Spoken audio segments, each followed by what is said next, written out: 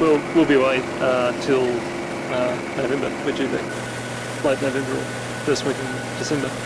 And well, I guess as the months have gone along, I've sort of been keen to get away from Tari. I guess because of the pressure of work. And I just thought it'd be nice to escape from all of this. But as it's got closer to departure date, I thought, yeah, I really am going to miss the folk around here and the national folk. And this morning as we left and folk came out and farewelled us, I realised that they have a really deep spot in our, a deep place in our lives. So we'll miss them.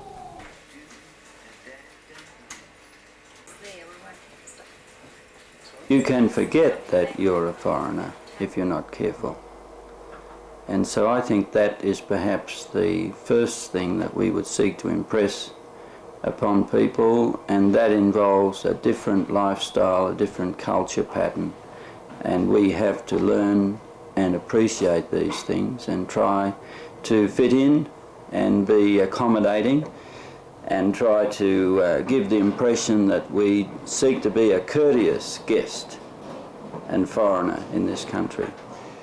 And just a little bit of thought will convince us that being a good foreigner is not an easy thing to do. And these are the aims that we have in ECP. We want expatriates, missionaries, to come and fill those positions out there, and to work alongside of the national leaders to train them properly and upgrade them. And as they train, the nations will continue to do that work. If something happened to missionary to go back to go home, the missionary the nationals are already there. They have been trained properly and they will carry on. The whole emphasis is on trying to encourage Melanesian leaders to take their position and their role.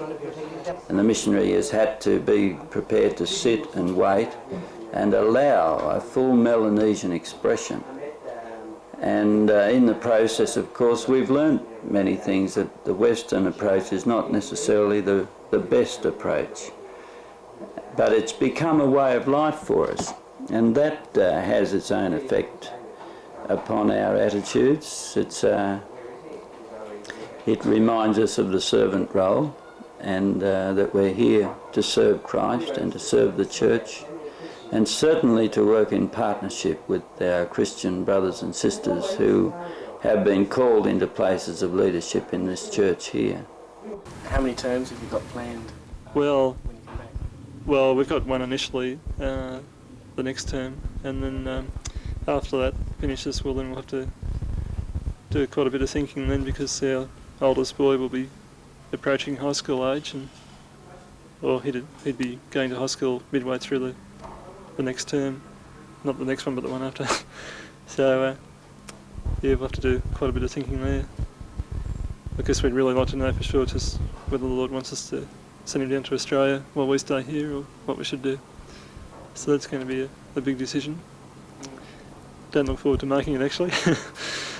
I think probably mostly we've found that relationships between children and parents are often more precious than what they are in a normal situation because of the separation, and they seem to just have an extra special relationship with their parents, and I don't think that there's any detriment to their relationship at all generally. We've had our problems, sort of had the times of pressure and so on, and frustrations, and often thought it'd be nice to get away from it and lead a more normal life down in Australia, perhaps. But when we think about it, we think, well, we have had problems down there anyway. So I think, really looking back on the term, it's been really good. I feel God's really helped us to accomplish what we were hoping to do. So although it's had its moments, it's been really good, I think. I feel really satisfied with it. I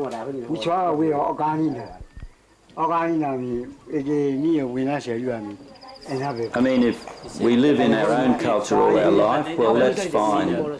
But we've lost a lot as far as learning how other people live and how God relates to them in their culture and in their way of life. And anybody who's branched over into another culture and shared in that willingly and gladly and with the right attitude, well, surely they're going to be the richer for it.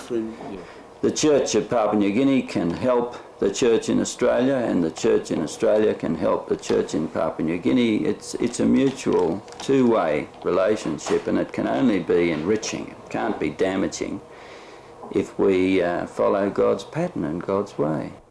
No, I just think it's the strategy of the enemy to try and pour disdain and discredit upon the work of God's people. We have seen all sorts of attitudes, and we've seen articles in the media and people speaking out, and we know that it's aimed at discrediting God's people, those who are genuine and sincere, and the name of the Lord itself. And any way in which the enemy can do this, of course, is going to dampen the enthusiasm and ardour of the Church of God.